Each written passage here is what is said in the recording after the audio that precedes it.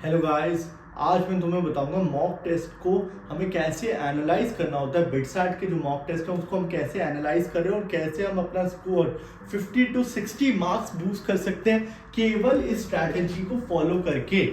ठीक है गाइस, तो आ जाओ अब क्या करेंगे। पहले तो समझ लो, you have to give a mock test every third day. ठीक है, इससे अब जितने दिन रह गए हैं ना उसके हिसाब से every third day you will give a mock. ठीक है, उससे ज्यादा नहीं, उससे कम नहीं। Every third day is a apt thing to do. ठीक है, 3 दिन में तुम एक मॉक टेस्ट दोगे और जब तुम मॉक टेस्ट दोगे ना उसके जस्ट बाद, लाइक अगर तुमने ब्रेक लिया व्हाटएवर, बट कुछ पढ़ोगे नहीं, इसके जस्ट बाद एनालाइज करोगे पेपर को, मॉक टेस्ट को एनालाइज करोगे। मेरे को पता है जिनका जेईई मेंस में अच्छा स्कोर नहीं आया और जिन्होंने मॉक टेस्ट भी दिए थे, क्यों नहीं आया? क्योंकि उन्होंने एनालाइज तो किसी ने करना सिखाया ही नहीं। कोई कोचिंग सेंटर काम की चीज तो कर ही नहीं रहा। मार्केट में सब भाई पैसा बनाने में लगे हुए। भाई एनालाइज तो पढ़ा देते बच्चों को, कैसे मॉक टेस्ट को एनालाइज करते हैं। अब मैं तुम्हें बता रहा हूँ, इस बात को भाई अच्छे से पकड़ लो। अगर अब बात ये पकड़ ली ना, बिट्स के अंदर बैठे होगे, तो आप एनालाइज कैसे करोगे, स्पेशली बिटसैट की जो मॉक टेस्ट होगी उसको एनालाइज कैसे करोगे। देखो क्या करना है, उसके जस्ट बाद या गूगल शीट वगैरह बना दो, नहीं तो पेन पेपर पकड़ो। मैं तो कहूँगा पेन पेपर पकड़ा। ठीक है, पेन पेपर पकड़ा, 130 क्वेश्चन है, फर्स्ट से लेके 130 क्वेश्चन। तुम लिखोगे कि हाँ भाई पहला क्वेश्चन है, हाँ जी सही है, क्यों? और सही है तो ये नहीं है भाई तुक्का लगा था, क्यों सही था? या तुम्हें कंसेप्चुअली बहुत क्लियर था? क्या तुम्हें सब याद था? पूरा दिमाग में तुम क्लैरिटी थी? अगर दिमाग में पूरी क्लैरिटी थी, इसको टिक कर दो और आगे बढ़ जाओ। ठीक है, अगर तुक्का मारा तो वही लिख दो कि यार इट वाज अ फ्लूक। ठीक है, ये एक तुक्का था और वहां पे उस कंसेप्ट को देखा, उस कंसेप्ट को तुमने लाइक आंसर में देखा। ठीक है, हाँ भाई आंसर में हाँ ये कंसेप्ट लग रहा है, हाँ याद नहीं आ रहा। ठीक है, अगर याद नहीं आ रहा और वो कंसेप्ट तुम्हें याद नहीं है तो उसी वक्त बैठ के अपने नोट्स पकड़ोगे और वो जहाँ चैप्टर पे या तुमने नोट्स बना रखे हैं वहाँ पढ़ोगे, उसी वक्त जाके करोगे। ये नहीं है तुमने वहाँ पे नीचे आंसर देख लिया, हाँ भाई हो गया, वो याद नहीं रहेगा, वो कोई हेल्प नहीं करेगा। मैं तुम्हें बता रहा हूँ, तुम्हें उसी वक्त अगर तुम्हें वो कंसेप्ट पता है कि हाँ यार ये तुक्का लगा या याद नहीं था या जो भी है, उसी वक्त अपने जो नोट्स जहाँ तुमने उस चैप्टर के बना रखे हैं उसी वक्त जाके वहाँ पे खोलोगे, वहाँ पे वो कंसेप्ट पढ़ोगे। जब तुम वहाँ कंसेप्ट पढ़ोगे उसके साथ एक एग्जाम्पल भी नीचे तुमने कहीं लिखा होगा, उसका एक एग्जाम्पल भी देख। ठीक है, उससे तुम्हारे दिमाग में चीजें बैठेंगी। ये नहीं है मेरा वहां पे तुमने देखा मॉक टेस्ट के नीचे आंसर होता है हाँ जी ये याद नहीं था, हाँ इससे याद आ गया। अबे नहीं, वो नहीं काम करेगा, उससे हेल्प नहीं मिलेगी। तुम्हें वहीं जाके अपना पेन पेपर खोलोगे और वहीं जाके देखोगे कि हाँ भाई वो कहाँ लिखा हुआ था उस चैप्टर में, मैंने अपने नोट्स पे कहाँ लिखा हुआ है।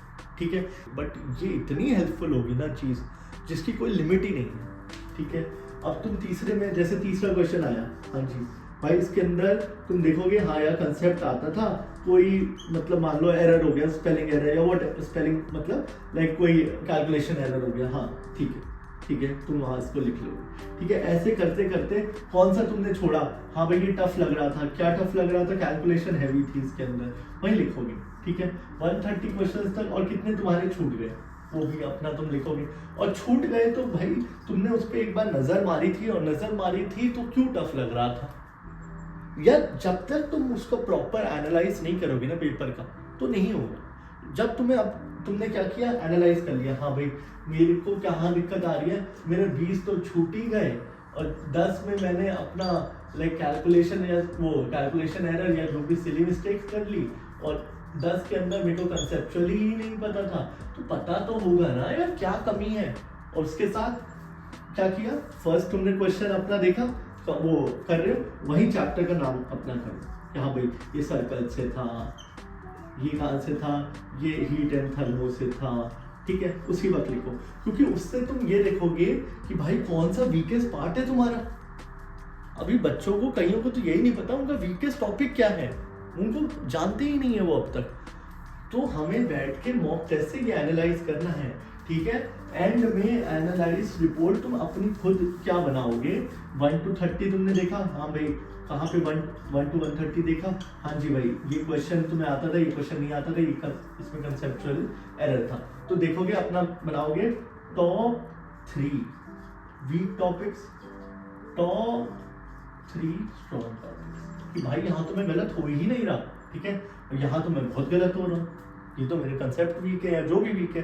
तो ये बैठ के जब तुम 3 लिस्ट करोगे, इसकी लिस्ट बनाओगे, इस लिस्ट को जब तुम एनालाइज करोगे, इसके बाद क्या करना है, जहाँ तुमने नोट्स बना रखे हैं वहाँ तुम बैठ के पढ़ोगे, उसी रात को बैठ के तुम क्या करोगे, इसके नोट्स पढ़ोगे, उसके बाद क्या करोगे, PYQ ऑफ बिटसैट इस चैप्टर्स के जो 3 तेरे वीकेस्ट हैं उसकी प्रैक्टिस करोगे, ठीक है भाई। ये चीज़ जो तुम्हें मैं बता रहा हूँ, ये दिस इज प्योर गोल्ड, इसको ना कोई नहीं बताने वाला, this is pure gold. Net पे यूट्यूब पे इतनी बकवास हुई पड़ी है, इसकी कोई लिमिट ही नहीं है, कोई असली चीज़ बताना ही नहीं चाहता कि यार एनालाइज ऐसे होता है पेपर का। एनालाइज में मेहनत लगती है, 3 घंटे अगर पेपर देने में लगते हैं तो 6 से 7 घंटे उसके एनालाइज में लगते हैं। अगर ये नहीं करा तो 3 घंटे का मॉक टेस्ट बेकार है, बिल्कुल बकवास है, उसकी कोई वैल्यू नहीं है, ठीक है। एनालाइज पे टाइम लगाओ, टाइम इन्वेस्ट करो, और जब एनालाइज कर रहे हो क्वेश्चन का आंसर तुम्हें लिख रहे, ये कंसेप्ट में को याद नहीं है, अपने नोट्स उसी वक्त खोलो और वहाँ पे पढ़ो। बहुत लिथार्जी आएगी यार, यही देख लेता हूँ, हाँ नीचे यही देखा, यही आंसर आ गया, हाँ ठीक है चलो अगले पे चलता। अबे नहीं, मेहनत करनी पड़ेगी। अपनी नोटबुक उठा दूसरी, हाँ नोटबुक दूसरे कमरे में, तीसरे कमरे नहीं, नोटबुक जिस कमरे में उठा के ला और वहाँ पे उसी वक्त वहाँ से देखा, हाँ ये कंसेप्ट लगता है, हाँ ये यहाँ लगता है, हाँ इसका एग्जांपल देख लिया, हाँ हो गया, ठीक है। टाइम लगेगा लगाना है, ये टाइम सबसे ज़्यादा हेल्पफुल करेगा एग्जाम में। इससे तुम्हारे एग्जाम में 50 से 60 नंबर का बूस्ट तुम्हें देखने को मिलेगा ही मिलेगा, ठीक है गाइस। चलो बाय बाय।